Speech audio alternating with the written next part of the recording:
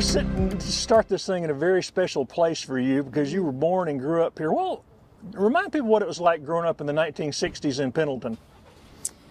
You know, Pendleton is my very favorite place. I used to tell people sitting on the patio at the Farmer's Hall, having a hamburger and a Bloody Mary was my favorite Saturday morning activity. It's a great place. And in the 1960s, though, I was a child of a single mom. And I often have said, as I've gotten more comfortable talking about that, and I think this would have been anywhere, it's not Pendleton, South Carolina, but growing up in the 60s without a dad was almost like having the plague. I was very shy. No one believes that today of me. But I avoided being around people that I didn't know or that didn't know my circumstance because I was afraid of the questions they would ask. And so it was, that part was difficult, but I will tell you that I started to school in first grade here in Pendleton. I did have a small stint in Greenville as a elementary school age child, but I came back to Pendleton school fifth grade and am a proud Pendleton Bulldog. But the one thing that I would say about growing up here, small town America is the best. The people love each other, care for each other, and when I was in fifth grade, even when I was in high school, no one could have ever told me that I would end up being part of the town government. In fact, I had a high school teacher who kind of took me under her wing because it was ninth grade and it was the year that my mother passed away. And Claire Warren, she asked me one day, she said, "Carol, what do you think you want to be when you get out of school?" At that point in time, I don't think I had any intent of going to college. I quickly told her it wasn't that I wanted to be the mayor of Pendleton. It was that I was going to be a secretary. And to all of you out there who are admin, assistants, secretaries, whatever that position is called, this is not meant to be a derogatory comment. But she looked at me and she said, "One day you will have secretaries." And I laughed. But she planted a seed. And she and my French teacher, Laura Dowis, they nurtured me through high school and planted seeds that allowed me to think that I could do things that I had never imagined. Were there other people who were Yes. kind to you during that time? Absolutely. Growing up, my grandmother was the rock of my life. She was my mother's mother, and she took great care of me. And we had a bond she didn't have with any of her other grandchildren. I know you hear that phrase, "I was her favorite." I was her favorite. We loved each other. She started taking me to church early on in my life, and she was a member of what at the time was called the Pendleton Church of God of Prophecy. It's now in the city limits of Clemson. But she took me to church. She and the people of that church are also a part of why I am who I am. They loved me. They nurtured me. They knew my story. So I didn't have to be afraid. And even at a very early age, I was asked to do leadership types of things and to speak in front of the church. I guess that's why over time, public speaking became something that is pretty natural for me. But that church, my grandmother nurtured and loved me. But as I got into middle school and high school, my mother had passed away. I lived with my older sister. She's also someone that I would say I wouldn't be where I am without her. But she worked for Hurley Batters at Hunter's Store at the commission, and she's also the person that started Spring Jubilee. So after school, in middle school, she would pick me up and I would go to Hunter's Store, and I was their janitor. I emptied the trash cans and dusted the museum upstairs, and that is where I really began to love the history of Pendleton. But my Pendleton story gets better than that. In 10th grade, I was hired at Evans Drug Store, right on the square in downtown Pendleton. And the Evans were wonderful to me. I loved working there. I worked after schools and on Saturdays. And one of the things that was so common, now this was in the 70s, people still had charge accounts at drugstores. And so I thought it was my responsibility to learn the name and face of everyone that had a charge account. Because oftentimes, I'll just use Harry Wilkinson, for instance. He'd walk down from his insurance office, he'd pick up something on a shelf, and on his way out the door, he'd say, $2.95, charge it. I needed to know who he was. And it was one of the most rewarding things through high school and college that I had an opportunity to do. And that place holds a place in my heart of love and care. For people who don't remember Evans, they had a lunch counter. They had a little. It was more than just a drugstore. Yeah, the drugstore was a gathering place. Now, I went to work the year after the lunch counter was taken out, but it was still a place where people in the community came. They knew they could get what they needed. Mr. Evans, his son Johnny, they took care of people when they came in, and there was a gift shop attached back. Starting in the early 70s, and Ms. Evans ran that, and as one of the attendants that worked there, we had to be able to wrap gifts. And one of the best things that I learned how to do was to crease those corners and make sure that people walked out with a beautiful package. But those are days that are near and dear to my heart. At what point did you start thinking, I'm going to go to college, and where did you go? I started probably around 10th or 11th grade, started thinking, I really could go to college. And by then, the unfortunate thing is my mother had passed away, which meant that in all terms I was an orphan. So that gave me an opportunity to go to college and to have grants that would allow me to actually come out with a 4-year degree with no debt. My first 2 years of college, I went to a small junior college in Cleveland, Tennessee called Tomlinson College, and I met people from all over the country. My roommate was actually from Australia. How did you end up there? Yeah, it was a church-related college, and as I was there a couple of years, I really thought that I would stay and finish at Lee College. It was before it became Lee University, and I really thought I would go in the ministry or I would marry a preacher. That was my dream. I'm going to marry this preacher, and we're going to, go pastor churches wherever. But I after I was there, probably going into my second year, I realized that I was ready to come home, and I began looking for a place to transfer here. And I ended up finishing my 2 years at what is now called Southern Wesleyan University. It was then called Central Wesleyan.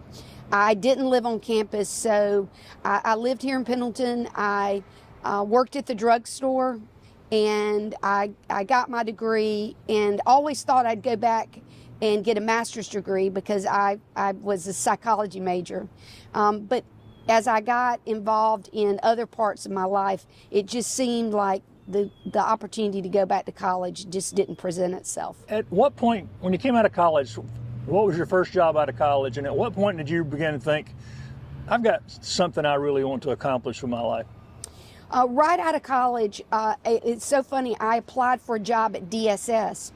And back then, to go to work for a state agency like that, you had to go through a testing process, and you had to go to Columbia.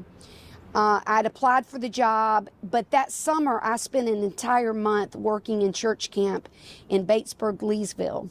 And when I came home at the end of the month, I had received a letter from DSS with a date for testing. I had missed it. And maybe that was the best thing, because I had an opportunity to apply for a job at the Welcome Center coming in from Atlanta on I-85.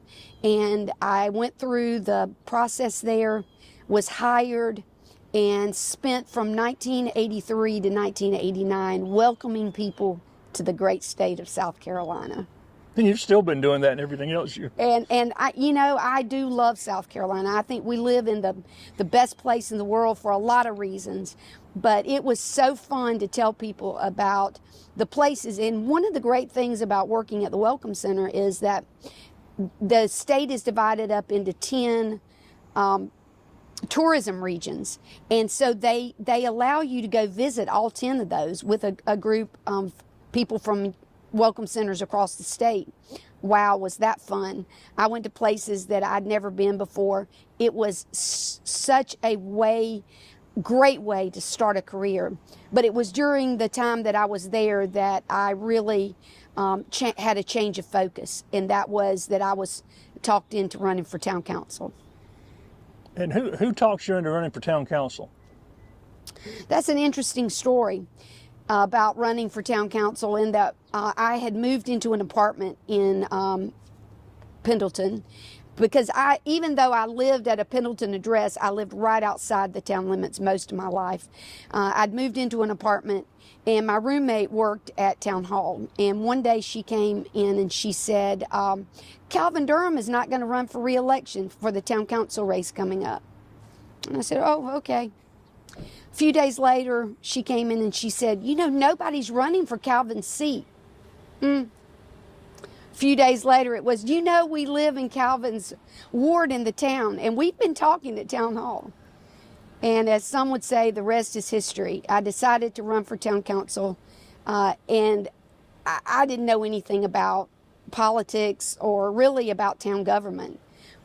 But when I decided to do it, I was all in. The big hiccup was a couple of days after I paid my $10 to run for town council. A gentleman in town named Otis Simpson, who knew everybody because he was the paper man. He delivered the independent mail all over town. He had been on the council in the 70s. This year would have been 1987. So here I am. No one knew me. Everybody knew him. How in the world would I win this race? Well, I got me a map of the town, and I had 1,400 homes to visit. So after work every day, someone would drop me off at a corner, and I would say, I'm going to do this many streets, pick me up about dark at X corner. I visited all 1,400 homes. But the best thing about it was that when Mr. Smith opened his door, who had a charge account at Evans Drug Store, I knew who he was. And I would say, Mr. Smith, I hope you remember me. I'm Carol Burdette. I worked at the drugstore. And I don't know if that won the election for me, or if it was the fact that I went to every door and my opponent took it all for granted. But the night of the election in June of 1987, 5 votes made all the difference in the world for the rest of my life. It was amazing. I can't even begin to describe. I don't know that very many people thought I'd win, but when I won, I decided I don't know much about what I just got into, but I'm going to learn everything that I can. So that was a huge step towards where you are today. How did serving on council prepare you for this, and what did you learn serving on council? When I started the process of serving on town council, I wanted to know everything I could know. So I went to town hall and I would sit and I read minutes. I read the entire planning and zoning book. I read other ordinances that I thought were going to be important. I made copies of them. I wanted to be an effective leader. And I have to say that was a turning point in my life. I don't think that in the past, before that, I had been a very goal-oriented person, but boy, did that change. I wanted to be a community leader. And one of the things that really changed was that my phone started ringing and people would say, could you do this in the community? My very first act on town council outside of a meeting was an ice cream social that was a pretty involved and well attended event. And I got a call from the president of the Merchants Guild that said, we want you to be one of our ice cream servers. Will you do it? From that point on, I could probably count on one hand how many times I've said no to anything that I've been asked to do within the community of not just Pendleton, but Anderson County, the upstate, and even across South Carolina. I have been blessed beyond measure to have the opportunity to serve. So you're on town council and you're still young and you're working at the Welcome Center. Now, what got you from the Welcome Center to the next level? Back to town council, one of the things that happened was I was asked to serve as the Pendleton representative on the Anderson County Beautification Commission. And as I got involved with that, who knew that a little while into that process, the county was going to be looking to hire someone to coordinate the Adopt a Highway program and the Keep America Beautiful program, which did not exist in Anderson County. But I began volunteering with that, and the next thing I knew, that was my new job. And oh my goodness, I have to say that it runs a close race with the love that I've had for United Way. I hate litter.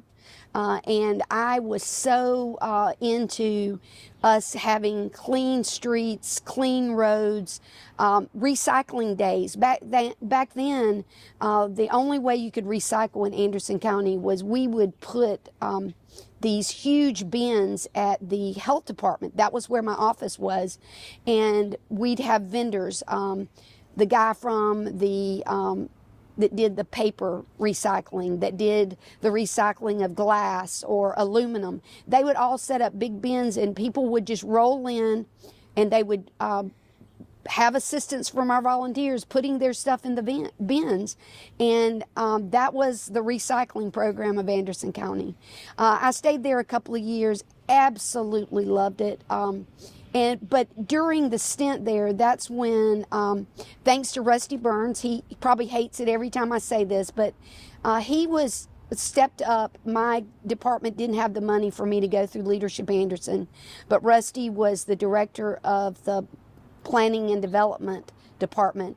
He paid my way through Leadership Anderson, and the people that I met, the contacts that I made led me to a stint of being on the chamber board for a decade and being the chamber board chair.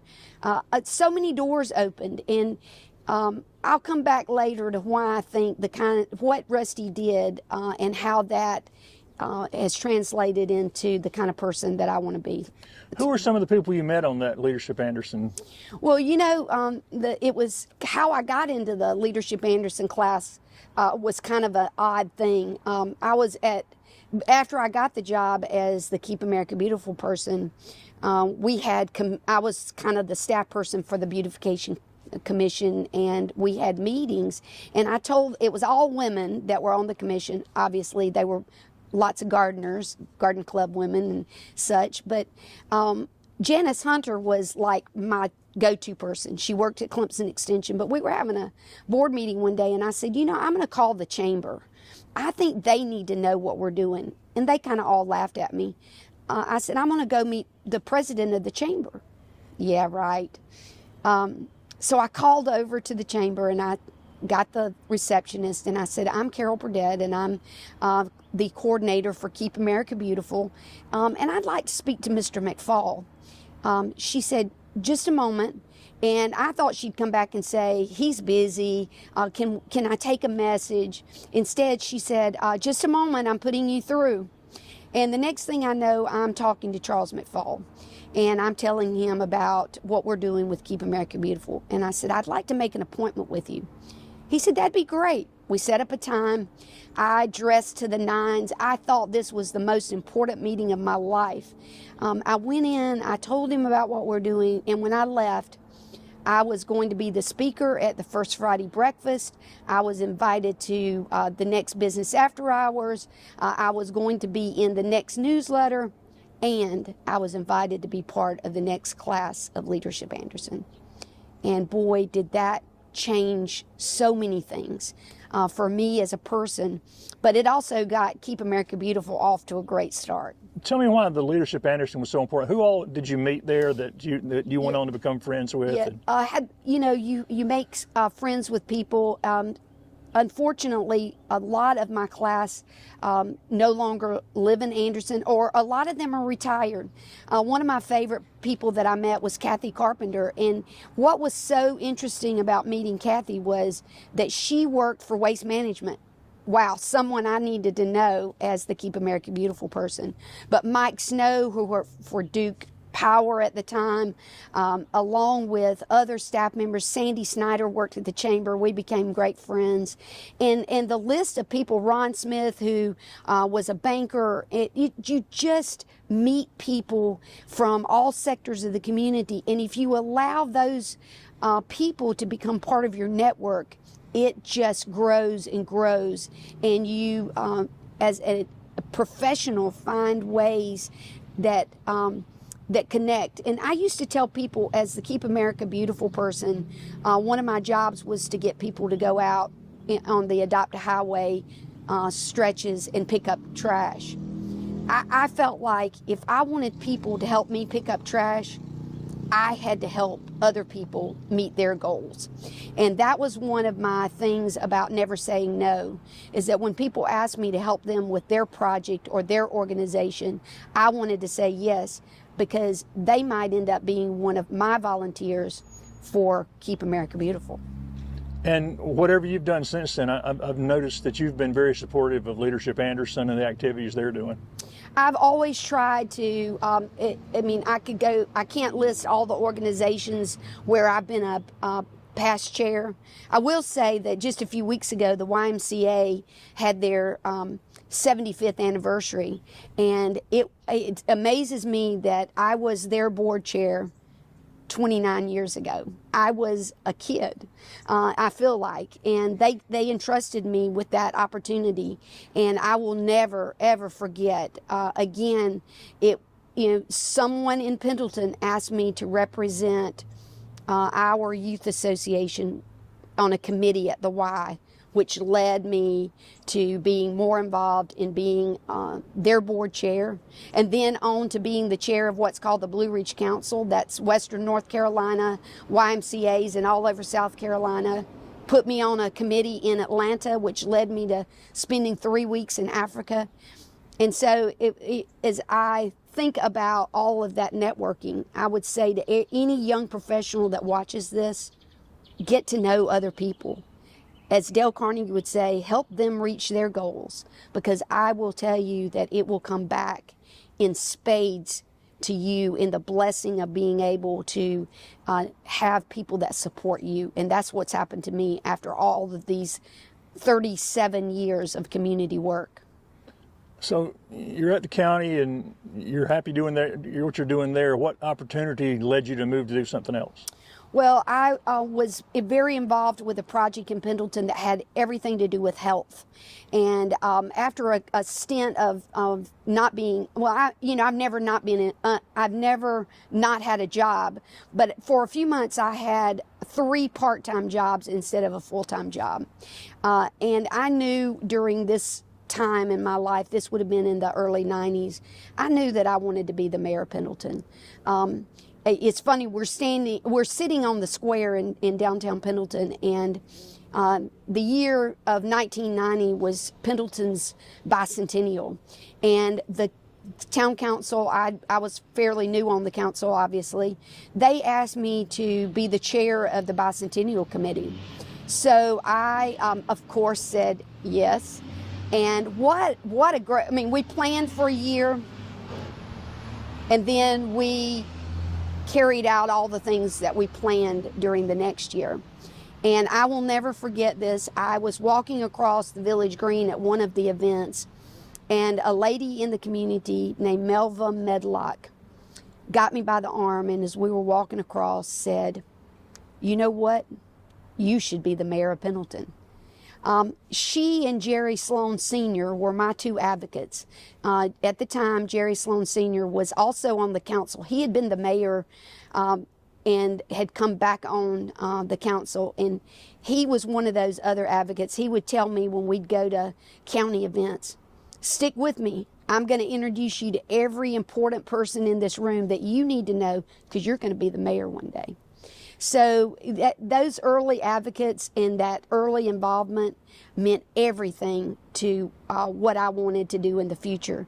And I never wavered from the fact that I wanted to be the mayor. I was offered a job with Congressman Butler Derrick's office, and I said, no, I want to be the mayor of Pendleton. I was offered a job with a corporation that I won't name, but a guy came over from Greenville. We sat at a restaurant across the street that's no longer there. It was called the Country Kettle. We sat and had breakfast, and he said, I really would like to offer you an opportunity to be on my team. And I said, I want to be the mayor of Pendleton. It was in my heart.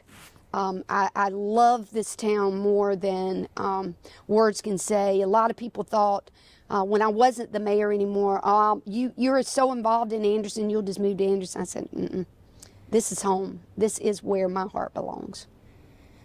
So the next step was Mayor of Pendleton. You became Mayor of Pendleton. Yeah, I had to run twice. Right. 1993, I ran for mayor, and I'd been on the council for 6 years, and I was in the middle of my term, so I was going to be able to stay on town council, win or lose. But I was up against a long-time incumbent that was loved by a lot of people, and it was going to be tough. But this was before the days of Operation Lost Trust. So people could give you money without all the reporting that you have to do today. And so people would slip me money. They say, don't tell anybody. Very few people would allow me to put their yard signs, my yard signs in their yards. It was just one, it's a small town. But I was determined. And but I had 5 rules that I was going to abide by with the outcome of the election if it didn't go my way. One was, under no circumstances whatsoever would I cry in public. And no matter, knew I would be heartbroken, but there wasn't going to be any crying in public. Number 2 was, I knew that I would be in the room with my opponent when the votes were counted. And I wanted to be able to go over and to be able to congratulate him on the spot. The third thing was, a lot of times people run for election and they don't win, and they kind of, as one of my friends used to say, hide under a rock. Well, I knew that the next morning I had to go to eat breakfast at some diner around town to show that I wouldn't be that kind of person. So I did that. And the next thing was that all my few yard signs that we'd put out, they had to be picked up by noon. But the last one was the most important, and that was that I would keep doing everything I love to do in the community, and I've never looked back. 4 years later, we had a very different scenario. I had worked during that 4 years, one, to watch my opponent and to think to myself, would I do it the way he's doing it, or would I do it another way? And my other point was that people would constantly ask me, are you going to run for mayor again? Because you see, 75% of the voters came out to vote. And that was about 900 people in the town of Pendleton at the time that were registered. He beat me by 81 votes. I knew I'd be back. But when people asked me the question, are you going to run for mayor again? I would turn the question back to them and say, do you think I should? If they said yes, which was most, I would say, will you help me this time? And if they said yes, I went home that day and wrote their name in a notebook. And about 18 months before the next election, I started calling those people and saying, I need you. We're going to do this. And we kind of took it by storm and won that election. And I don't think that I have ever been so happy in my entire life. For people who don't know, that what we're talking about here, the mayor of Pendleton is not a full-time job. No, the mayor of Pendleton was very, very part-time in its pay. $6,000 a year wasn't a lot of money.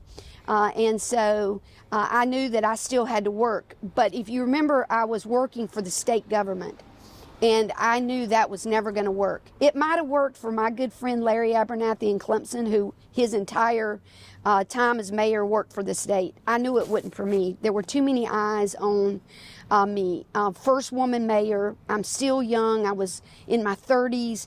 There was just too much attention to that. So I gave up my job at the health department, which I loved. The people there were kind. Dr. Becky Campbell's one of my favorite people, serves on my United Way board. I learned so much while I was working there over about 6 years, but I knew I had to go somewhere where I was not going to be in that conflict. So I went to work for the American Heart Association. I'd been volunteering for them for years. My grandmother had heart disease. I wanted to be a part of that. But so that worked out great. It transitioned. I had a job that paid the bills. And then I had the mayor's money that I gave right back to every project and every organization in the town of Pendleton. Tell me if I'm jumping too far ahead, but at what point did you become involved in Rotary? I was involved with Rotary right after I ran for mayor the first time. Carl Stone invited me to my very first Rotary Club meeting, and I looked around the room and knew there were people in that room that I wanted to be with, and I wanted to get to know. It goes back to that whole networking thing, and I just finished my 30th year in Rotary, never looked back. I have on Rotary colors today, and I can't thank the people that have given me opportunities in Rotary enough. You've traveled the world, the Rotary, right? I have done a lot of traveling in my life, and I'll go back just briefly to say that all started with the two teachers I talked about a little while ago, Claire Warren and Lauren Dowis. Took a small group of young girls from Pendleton High School to Europe the summer between my junior and senior year. And I will never forget it. The first night we were in London, Miss Dowis looked at me and she said, "Carol Burdette, you have talked more today than you have talked in my class in 3 years." She said, "What's happened?" And I've never stopped talking, and I've never stopped saying yes. I decided I would get involved in everything that I was asked to do from that point on, and I've pretty much done it. And that international perspective, is that what kind of helped lead to the sister cities with Scotland that you did when you were mayor here? During the time that I was mayor, one of the things I'm most proud of is that we were able to connect with a small little town in the Western Isles of Scotland. Notice I have my tartan on today as well. That is one of the most special things. But I have to always give credit to Jane Cahaley, because when Jane was working with the State Department of Education, her job was to connect schools in South Carolina with schools abroad. And she met some folks from Scotland, little town of Stornoway, and she was able to get a connection between Pendleton High School and the Nicholson Institute in Stornoway, Scotland. And when that happened, the first student trip, I was asked as a town council member, would you want to go with us? And I jumped at the opportunity. I'd never been to Scotland. I loved international travel, but it was going to be one of those things where I'm going because I've never been there. What I didn't realize was that I was going to meet people that I would never, ever forget, and that I would go there 10 times in my lifetime. And it's more than you've got time to hear, but the connections of the hundreds of students that have gone back and forth between the two places and the relationships, it made me want to broaden that to allow citizens of the town of Pendleton to have the same experience that our high schoolers were having. So we started taking people, and our first trip to take a group of adults was March of 2002. And we took 36 people from the town of Pendleton for our signing for the Sister City Agreement. And we had the time of our life. But something happened on that trip. The convener, which would be my equivalent as the mayor, he asked me a question. He said, in May, this is March, he said, in May, Queen Elizabeth is going to be here on her Golden Jubilee tour. Would you want to come back and be part of that? How do you say no? So I said yes. And I couldn't get anybody else to go with me because so many people had already just gone. But I went, met the Queen, met Prince Philip, and oh my goodness, an experience of a lifetime. And for the people who can remember, they've sent students to the Jubilee to perform and be a part of things in Pendleton over the years as well. We've had so many student trips, and it was every other year. They came here one year, we went there every year from the early 90s through COVID. That has stymied this, but we're convinced that we can make it come back. And I will continue to work with the high school. We've involved Tri-County Tech, the town. We're all in this together to help make this dream possible again post-COVID. So you're involved in a lot of things. You're mayor. You're working for the Heart Association. What was your next move, Carol? I only worked for the Heart Association for 2 years, and I had an opportunity to work for Trail Corporation. My good friend Neil Workman was my boss, and we had a partnership with an architectural firm out of Greenville because Neil's thing was design build. And my job was to try to get projects that were municipal or county related. And I will tell Neil constantly when I see him, I had a 2-year vacation. It was the easiest, best job of my life as far as not having the stress. I took a lot of people to lunch. I coordinated a lot of events for the company. I actually helped him and his architect friend from Greenville create a nonprofit called Foothills Gala that went on for about 10 or 12 years, where they funded organizations in Anderson, Oconee, and Pickens. I did all the legwork to create that nonprofit from the perspective of the accounting part, the legal part, and had just before going to United Way, had coordinated the first gala. And then I worked for him for 2 years, and that's when the United Way job came open. And Neil said to me, "You love that organization, and I think it's time for you to apply for the director's position." When you took that job, did you have any idea you'd be there 25 years later? I actually told some of the leadership, I really think that I want to do this for about 5 years. And I in my heart of hearts, I believed that I would be there only 5 years. And I look back and I'll kind of give you the scenario of why I thought it was going to be 5 years. It was 2002 when I took the job, and I had every intention to run for state senate in 2008.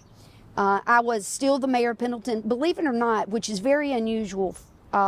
They hired me while I was mayor. And I was mayor the first 7 years of my time at United Way. I never felt like it was a conflict. It opened a lot of doors for the organization, and I don't think I abused either in the process. I think it uplifted the town of Pendleton, got more credit because every time I got featured in anything, this is the mayor of Pendleton. But United Way also, as mayor things came up, it was and the CEO of United Way. So it really worked together. The issues that Pendleton had are issues that we see all over the county. So in my mind, it worked well together. And the the love that I already had for United Way, because I'd been volunteering for United Way for 13 years before I went to work there. There was a man in Pendleton named Lawrence Carty, and Lawrence said to me one day, I'd been on the council for a couple of years, he said, I've been the United Way representative for Pendleton for years, and you're going to do it now. It wasn't, will you do it? It says, you're going to do it now. And I got involved and that progressed on to me being the campaign chair and being the board chair before I went to, and the founding chair of Women's Leadership Initiative before I went to work for United Way. So I told Rochelle Shirley at a past leaders event last night, I'm not sure why they hired me. She was the chair of the committee and was my first board chair. I still don't know why, but I'm sure glad they took a chance on me. Well, if you'd only planned to stay 5 years, what happened? Well, a lot of things happened. I want to go back because, different things happen in your life. When I first got elected to town council, I go back and refer to my mentor, Jerry Sloan Sr. Now, you remember this was the 1980s, and a lot of people who have moved here since then, and even some that lived here then may not remember or acknowledge what I'm about to say. But in the 1980s, Anderson County was a Democratic county. I will never forget, Mr. Sloan invited me to help him with the Democratic primary. Well, of course, I said yes. I said yes to everything.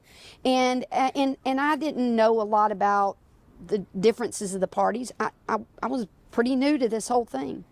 But I do remember one thing, that almost everybody that came to vote in Pendleton that day voted Democratic. There were a handful of people that were across the room that voted Republican. And I'd only been on council 2 or 3 years, and I started being asked to run for the state legislature. And how flattering is that? I'm a young person involved in politics, and I'm being asked, wouldn't you consider this? And there weren't very many women involved in either. And at the time, there were very few women involved in politics, even at the local level. I was the second woman to be on the town council. And so, and we were almost 200 years old. And so I began to think about that process of what would it be like to serve in the legislature.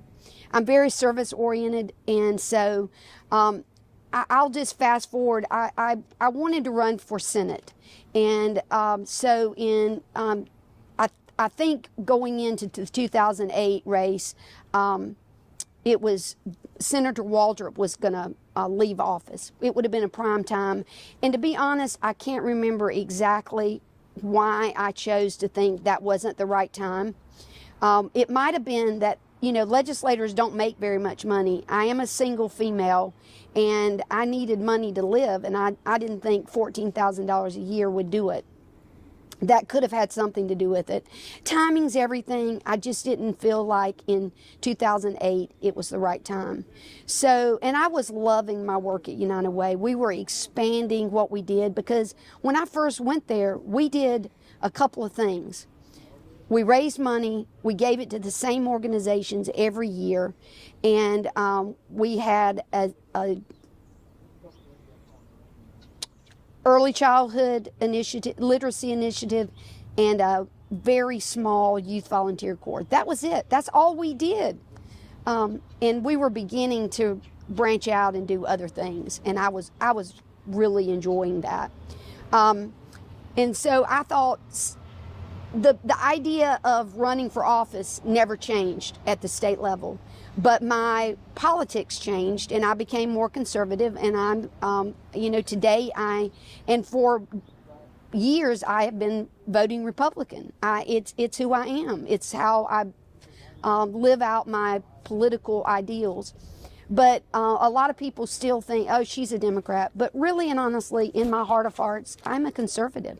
And I believe in where South Carolina, but I will say that I'm not dogmatic, and I love people despite their party affiliation. That's just who I am. But and it was surprising to me as the 2016 Senate race was coming up that my board allowed me to step away. I took a huge pay cut to campaign for state Senate, and with the idea that there are nonprofit leaders in our legislature, that I would work very part-time but still have the part of the organization that was more the vision and the face. So I struck out to get ready for that race. It was very, very, very close. For those of you that may not have been around in 2016, I challenged our senator, Senator Kevin Bryant. It was very, very close. But out of about 16,000 votes, I needed about 475 more. And it didn't happen. But I have to say that, I wasn't willing to give up. I did run again when that seat opened in 2017. It wasn't as a flattering outcome as I'd like. Congratulations to Senator Cash and the work that he's done. It just wasn't my time. It wasn't my place. But I will say this, and I mean this from the depth of my heart. 2017 to now, 2024, that's 7 years. I believe that we have done more at United Way than I could have ever been responsible for doing as a South Carolina senator early in a career. You think you'd ever run again? Big question. Will I ever run again? I don't know. I don't like people that say never because you don't know the circumstances. I will say that I'm a very goal-oriented person, have a bucket list a mile long. And of bucket list items, I have checked off the really important ones. I've checked off every one of them except serving in the legislature. And I can say this, if I'm ever given the opportunity to run or to be elected, there's one thing that I learned that is the most important, and those are the people you serve. I will always be the public servant that puts the people and what they need above anything else, because that's what you do if you're truly in it for the right reason. What are some of the things that you're most proud of from your time at the United Way, the accomplishments, where the United Way is today?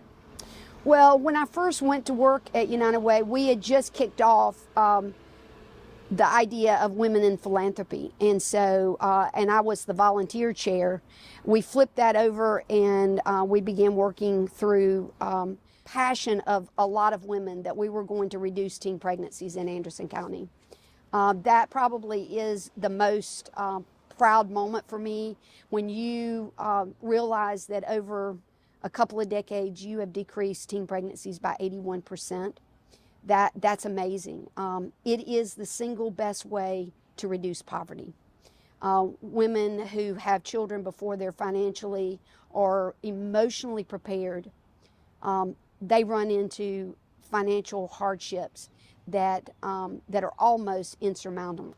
And so if we can keep that from happening, that is a proud moment. And we did that because we believe that education, goal setting, helping young girls and young boys realize that delaying activities that put them in that situation will help them live a better life.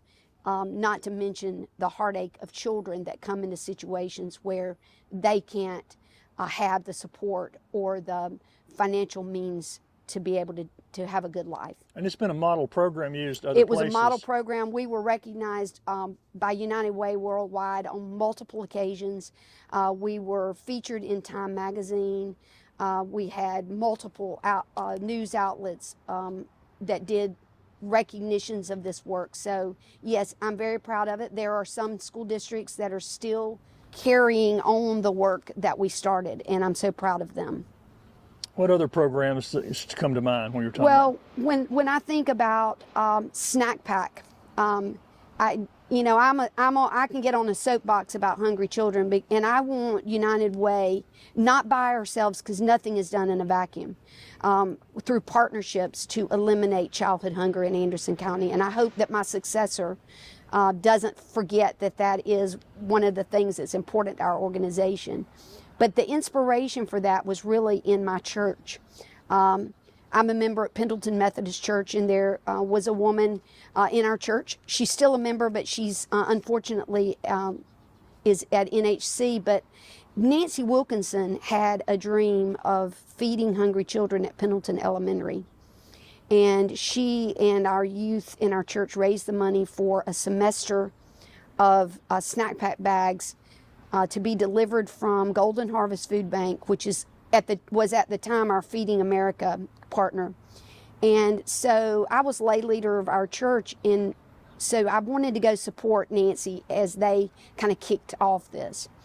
But a lady from Golden Harvest stood at the podium that day and said, "There's no other elementary school in Anderson County with this program." Woohoo! Idea.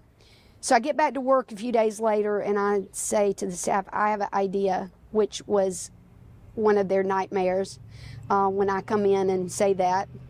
But at the time, Kurt Stutler worked with us at United Way. And I said, "Kurt, our church is doing this at Pendleton Elementary. Do you think we could get other churches to support other schools?" And that saying, the rest is history. We went out by faith. When we did the first initial, we want to do this, we were out on faith expecting these churches to come through with funds. But it grew from that, from churches to other groups to individuals. And we continue to feed hungry children through Snack Pack, through partners. This summer we partnered with AIM for their Summer Food for Kids program. We don't want one child in Anderson County to go hungry. So that's way up on the top of my list. Buying our own building. We had been renting, we were founded in 1946, and we'd literally been renting a space from then till 2013. And we were able to buy the Elliott Davis accounting office at the corner of Greenville Street and Murray Avenue, and it is our home. And I think that was one of the best decisions our board has ever made. And along with that, within 5 years, within 9 years, we were debt free. We had people that stepped up, made pledges. We were able to pay off the mortgage 11 and a half years early. Wow, what a day that was. And I could go on and on. I mean, the accomplishments, we've grown almost everything that we were doing. When I came, we were doing Success by Six, which was early literacy, but now we're doing Camp IROC, which is invaluable to those third graders who are behind. We don't want any child to be held back. Not just to pass them on, but we want them to be promoted because they can read on grade level. Because there's a saying that says, from kindergarten to third grade, you are learning to read. From fourth grade on, you are reading to learn. And that is imperative for the success of our community.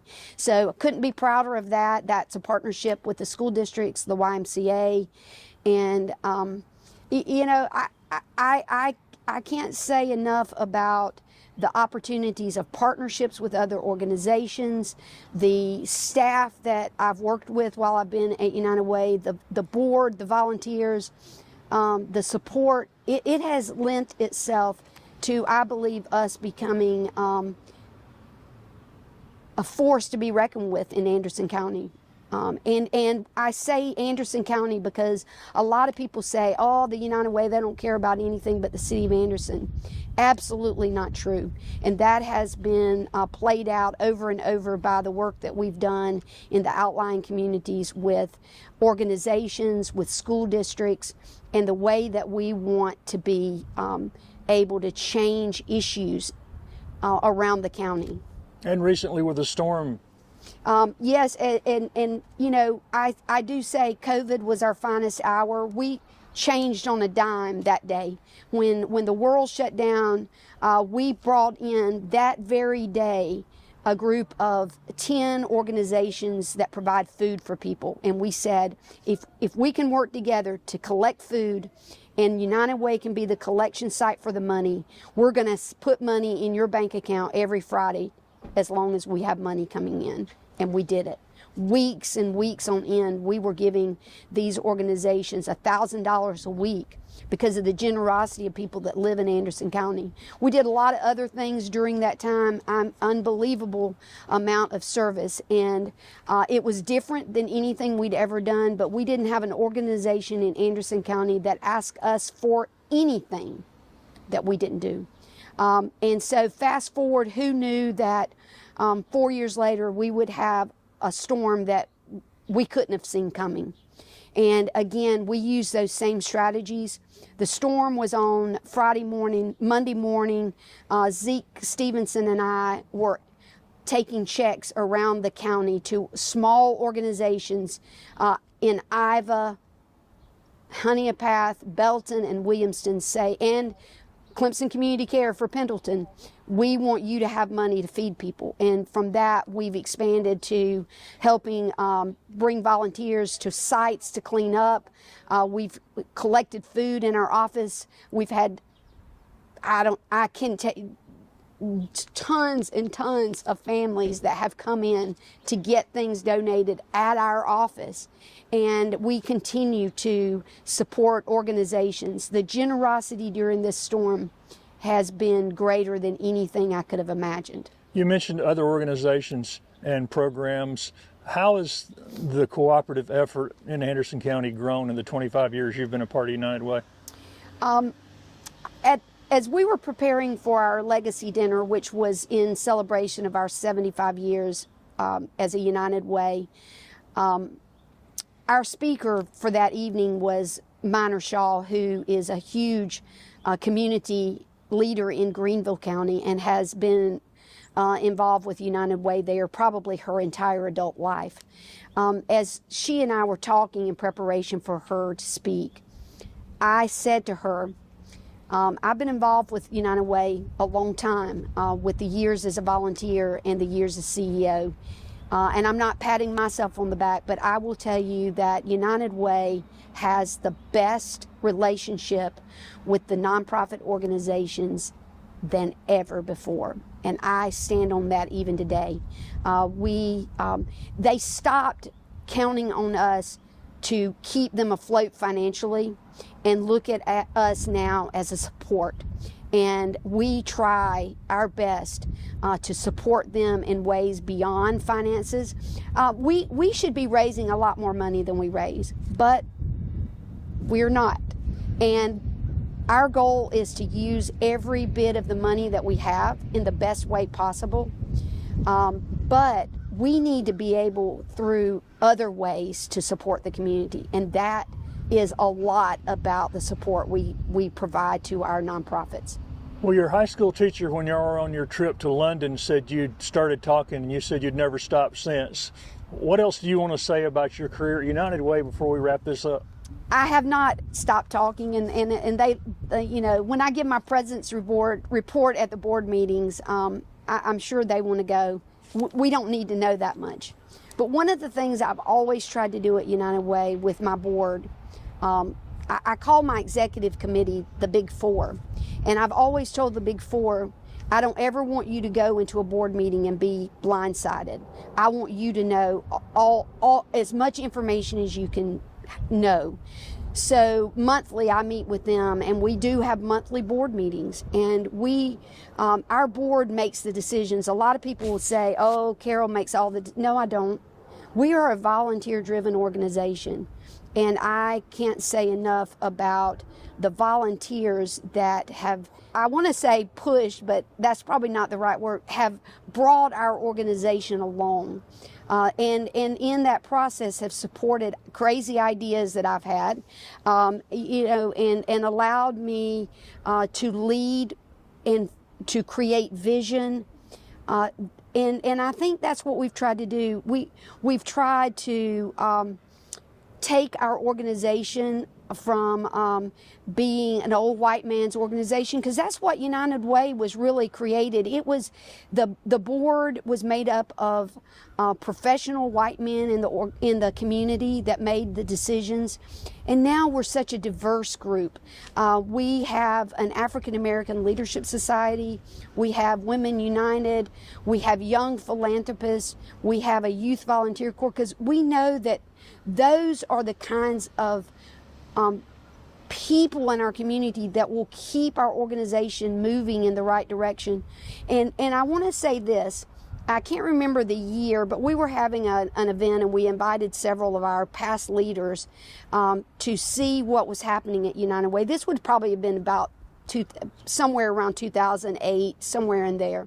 And I wish I'd had a video camera, because as we talked about what we were doing, one of our previous board members that had served probably a decade earlier said, this is a movement.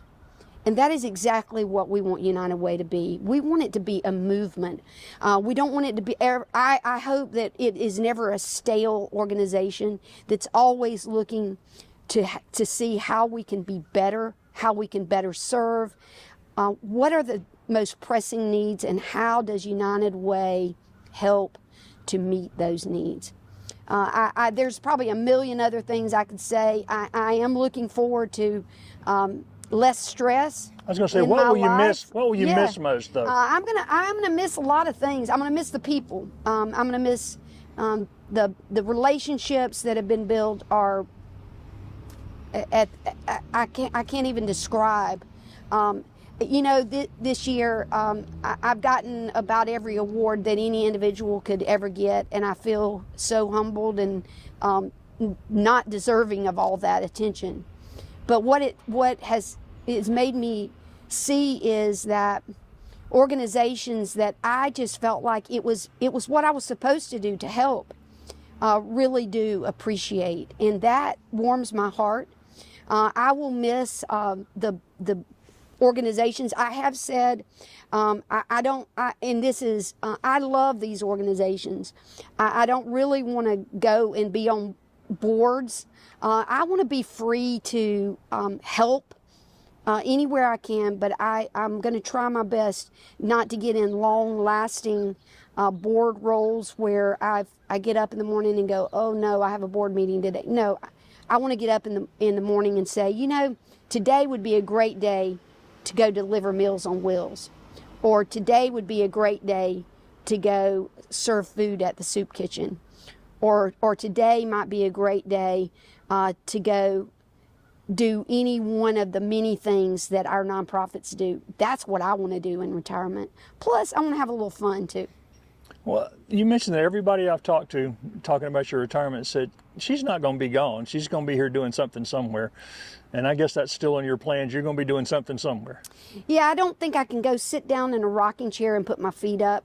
I do want to travel. I love to travel, so I want to do some of that. I want to spend some time reading.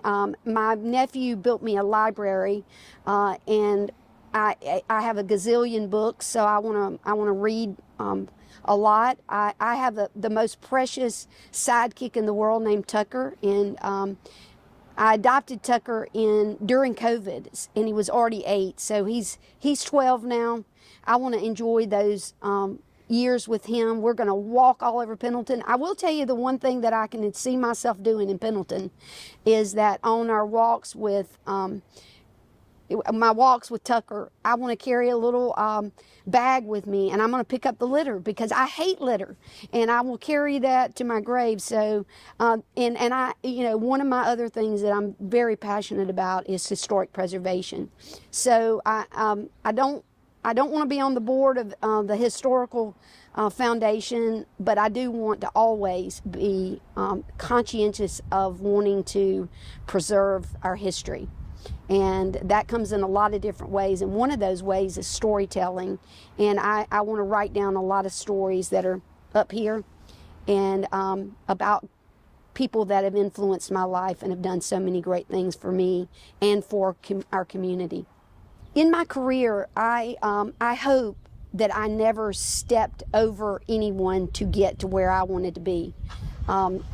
in politics, there's always conflict, and even when you go for a position, you're usually up against someone to get it. I hope that in all of my opportunities that I have been the kind of person that wanted to get where I wanted to go, but didn't want to hurt the other person. But in my last, I'm gonna say the last 6 or 8 years, the one thing that I really came to realize, it's not all about me. Yes, I had lots of goals, but I started to recognize the importance of bringing others along, young women, even young men, and helping share with them some of the ideas that helped me to be successful. And I have tried my best to do that. I hope that in some way that some of the young men and young women that I've worked with, that they will become outstanding leaders for our community and will make great things happen. That's the best gift I could ever have, is knowing that I played a small part in the life of a young man, young woman, and that they do great things because of it. Not wanting to serve on boards is one thing. The two things that are most important to me as far as my service into retirement are really with my church and with Rotary. I hope that those are two things that are lifelong for me. I want to be able to say yes when my church asks me to do something, and I want to continue to serve Rotary, not just in Anderson, but really around the world, because it's all about, as Rotary would say, service above self. Well, it's certainly sad to hear Carol is retiring from the United Way. She has been the queen of Anderson County. She has brought so much prosperous things to our county and our community through her leadership with United Way. She's going to be sorely missed. I got a chance to work with her as chair of the United Way. I have the utmost admiration for Carol. She has blessed us with so many projects that have made the quality of life in Anderson County to be so much better than it would be without Carol. So Carol, I wish you the best, and I certainly hope that wherever you go in the future that you'll continue to prosper. Do you think just because she's not head of United Way, we're not going to see much of Carol around doing stuff? No, I think Carol's going to stick around. She's invested in Anderson County. She loves this county, and I know that as she does with all those of us that retire from the United Way, she keeps us involved, and I know that she will too. As our new leadership starts a new path in Anderson County, Carol will be on the sidelines cheering them on, and so will all the past members of the board. Carol Burdette is finally retiring as United Way director. I know you've known Carol. She's a Pendleton person. You think she'll be missed in this community? Oh, there's no doubt about it, but I don't think she's going to go away. I think I know her too well. Yeah, she's and for her to slow down, I don't know how you want to look at retirement. A lot of people I know that are retired, then they're busier than ever, and that's kind of the way I see her being. I don't think she's just going to disappear, because she's like the Energizer Bunny. She never quits, and she's a great person, and I think she'll still be right here with us, helping us with projects and doing anything she can to better the community and the people around her. That's just the way she is. In my opinion, there's nobody any better than her. And she's been a big cheerleader for Pendleton too. She has. She's done a lot for this town, a whole lot for this town. And I respect her and value her as a friend. She's a very good person. Again, my name's Terrence Roberts. I'm mayor of the city of Anderson. And one of my mentors as I became a new mayor was Carol Burdette. And so she was the mayor of Pendleton at the time, and I didn't know what I didn't know. And so Carol helped me navigate being a mayor in certain aspect of it. She got me involved in the South Carolina Municipal Association, which she was involved in, and to a certain degree, Carol Burdette has been involved in so many things within our state, our region, our country, our world, and she's from being like Miss Rotary to the president and CEO of the United Way of Anderson County, which stirs so many drinks in this city from what they do. Carol Burdette has almost been involved in so many aspects of our community. So with her retirement as CEO of the United Way, the person that's stepping in her shoes has some big shoes to step into, because you know, she has almost and always with such grace. You know, I mean, those of you who know Carol, you know, she calls you up, she asks you to do something. How can you say no? You know, and so she has a way about how she approaches the day-to-day job. She has a way of still being so involved in her city and in Pendleton, and she just I don't think we'll miss her, because she's still going to be involved. If she, I mean, she's going to stay here, she's going to be in our community, and there is no doubt that Carol Burdette will still be involved in many different aspects of our life, trying to make our community better. But she has made the United Way of the Upstate, the United Way of Anderson County, a better place.